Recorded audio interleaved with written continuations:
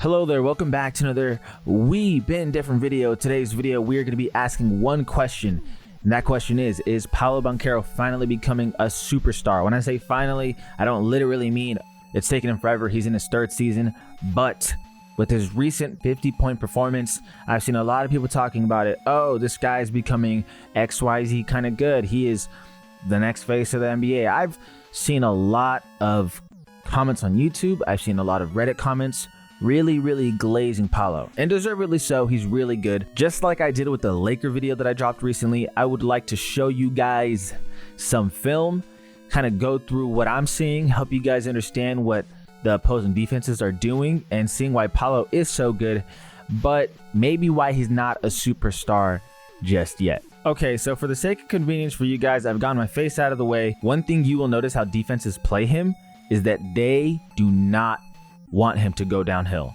They would rather him take a mid-range shot or a more open three than normal than give him that downhill drive to the basket, or at least maybe for him draw a foul. So looking at this play right here, I have it at 0.75 speed, so you might notice it's not going at your typical speed. Dribbling up right here, boom. Look where Miles Turner is. He's right here. He has zero interest in contesting like you would a Kevin Durant, Stephen Curry, Devin Booker, DeMar DeRozan in the mid-range. You know what I mean?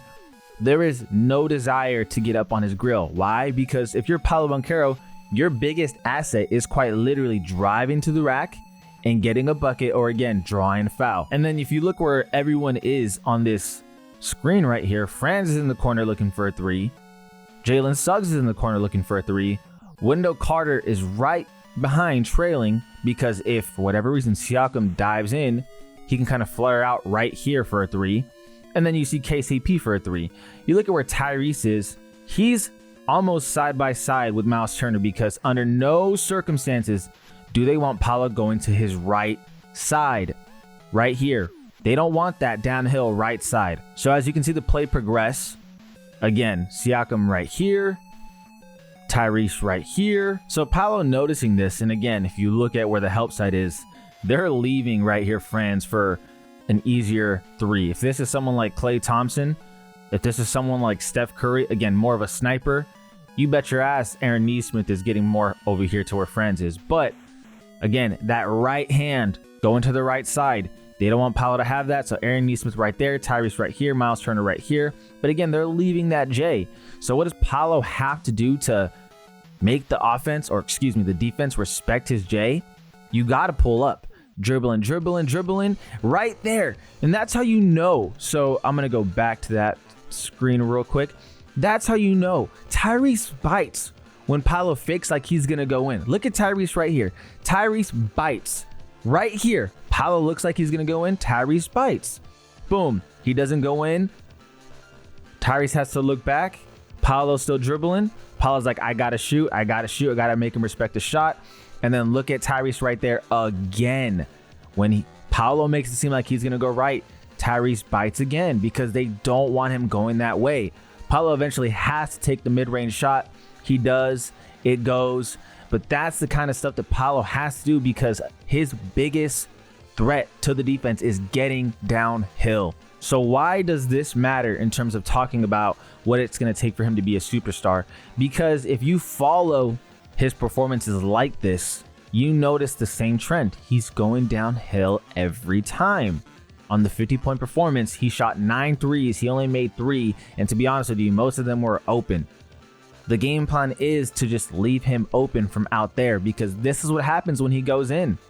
Every time, Paolo's going to look for an opening.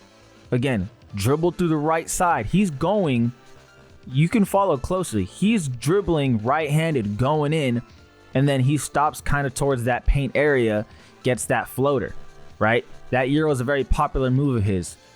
What I'm trying to say is, so a really good defense, the way they would play Paolo is, realistically, you're going to have to give him the shot. You're going to have to give him the deep ball. You're going to have to give him a little bit more of those mid-ranges, because you don't want him going downhill. Games like Memphis, 16 points. Games like Brooklyn, 15 points. Superstar players adapt and find a way regardless, which Paolo is trying to do, obviously, by taking more threes in these environments where they're saying, no, we're not going to let you go in. But guess what? What it comes down to is that is his biggest weakness offensively, the lack of a jumper from the perimeter. So right here, look how much attention Paolo is getting. You have Isaiah Jackson right here. You have Andrew Nembhard right here. I don't know who this player is. I can't tell from this angle, but look how much attention Paolo's getting. Obi Toppin's already on him. All three of these guys are surrounding the paint area. You have Anthony Black wide open. So Paolo, if you're him, you have to be able to recognize like the amount of attention you're getting. You can be a playmaker. You can be getting 9 assists a game. You can be doing this kind of stuff because your downhill game is such a problem for defenses to deal with. He's getting a lot of free throws. Those are things, right, that make a superstar. Everyone has something, right, that makes them go above than what you see just an all-star, right? You can be an all-star you want, but for what it takes to be guys like an Anthony Davis, a LeBron James, a Nikola Jokic, you gotta have the extra stuff. This right here is one of the examples where you're playmaking, your Paolo, this is a play you gotta make. Look how much attention you're getting. This is unreal. A perfect ideal world for him is he can just see Franz and get the ball to him. That's unrealistic, to be honest. Not tight handles, loose with the ball, recovers, and he's like, oh, Franz is wide open. So it turns out to be like, oh yeah, nice play. But the thing is, that's there for him all the time. You have to be making passes like that. And Franz, you know he's a baller. And if you're the defense right here for the Pacers, you have to recognize who the hell you're dealing with. And this is why Paolo is a star, period. This is why he is good, period. But again, using the earlier points, this is his strong point. Driving right-handed, going into the right side, just out-muscling defenders. And again, he does bring in a lot of attention, but he's just stronger. He's just stronger. That's an easy finish for him. Defenses do not respect the J. And once you go in a playoff game, once defenses are on their shit, because playoffs are an entirely different game. Once you get into that, teams are not, under any circumstances, going to be giving you the downhill. They're going to be giving you this on a consistent basis. And Paolo's going to have to knock these shots down, which is something he's just not doing right now. He does it here. Great job doing it here, but that's the kind of threes you're getting. And to up your level, to be somebody like a Shea, for example, because they play similar where no defense wants Shea to go downhill. The difference between Shea and Paolo is Shea's a lot more smooth with it. He can kind of break down the defenses. Paolo has to outmuscle them. But when you have to outmuscle them so often, for one, it's fatiguing. But two, in the playoffs, they're going to be on your grill so much, they're going to force that outer J. Shea's mid-range is so lethal right now. So defenses even then have to respect that. But they're not respecting Paolo's jumper. And that's where he has to develop to be a superstar. And if that doesn't ever develop, then he has to be an even better playmaker. Defensively, he's solid. We're not worried about Paolo's defense. But just from that offense perspective, because, again, you look at the 50-point performance and you're thinking, well, he's got this, he's got that. He's a star. I'm not telling you he's not. He is definitely a star player. He's going to be an all-star this season. But to break that barrier, playmaking needs to be even better if the shot is not going to get better. Because right now, no one's respecting that shot. And that's how you get outings like 15 points, 16 points against Memphis and Brooklyn. You don't want to have outings that are super up and down. You want to have consistency. Again, you want to talk about peak consistency? Superstar player Shai Gilgeous-Alexander. He's going to give you 30 a night. Consistently, one way or another, 30 a night.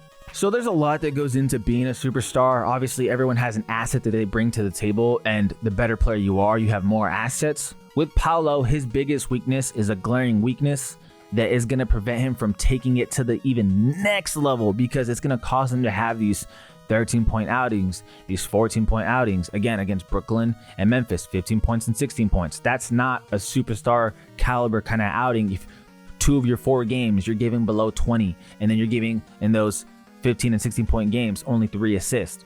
That's not superstar, right? You can have these blow up games, and that's great, obviously, but a superstar is night in and night out going to be a problem. And Paolo is a problem night in and night out, but to what extent, right? Obviously, you're not going to be dropping 50 every night, but you want to get around 25 for a player of his caliber. Again, if he just upped his playmaking, it's obviously easier said than done. I'm not sitting here and saying it's just that easy, but he's drawing in defenses. He's got the attention from the defense.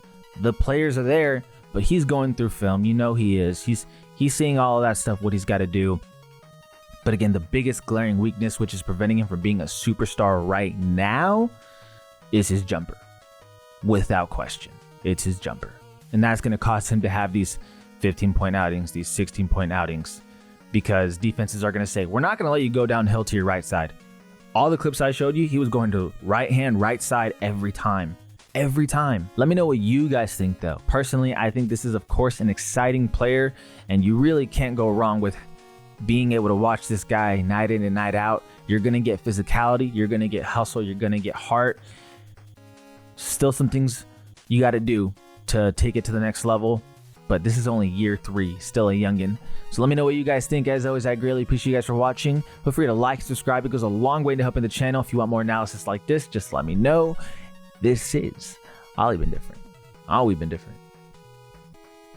And we out.